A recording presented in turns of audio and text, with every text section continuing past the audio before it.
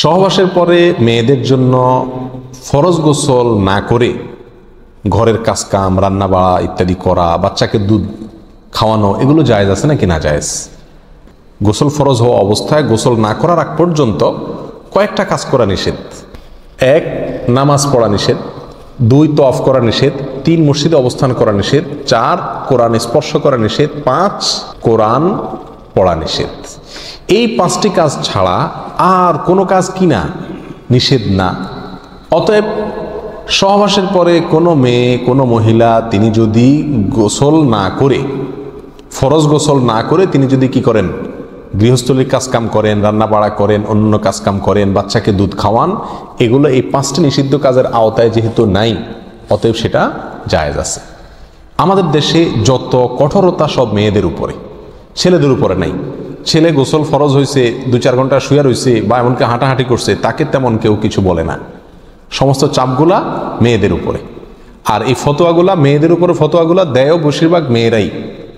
কথার কথা, ননদ আছে, শাশুড়ি আছে বা অন্য কেউ আছে বা জাল আছে, তো তারা খোঁচাইতে শুরু করে যে গোসল না করে বাচ্চাকে দুধ খাওয়াচ্ছে। কোনো বাচ্চা কাঁদতে কাঁদতে মরে যায় কিন্তু দুধ খাওয়ায় না, কেন? কারণ গোসল করেনি।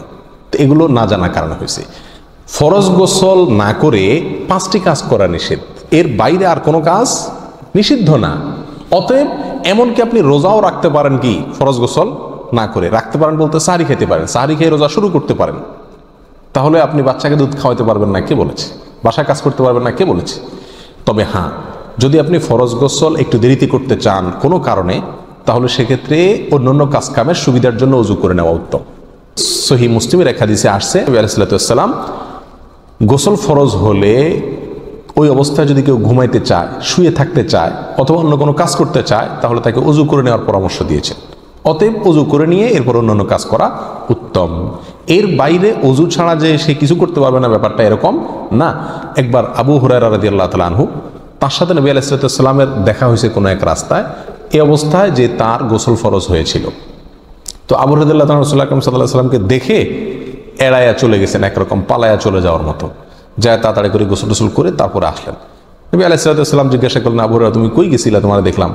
বলে, ইয়া রাসূলুল্লাহ, আমার গোসল ফরজ হয়েছিল, তো আমি আপনার সঙ্গে বসবো, সময় দেব, ফরজ গোসল অবস্থায় আমার কাছে জিনিসটা অপছন্দ লাগলো, নাপাক অবস্থায় এভাবে থাক, আপনার সাথে সাক্ষাৎ করব।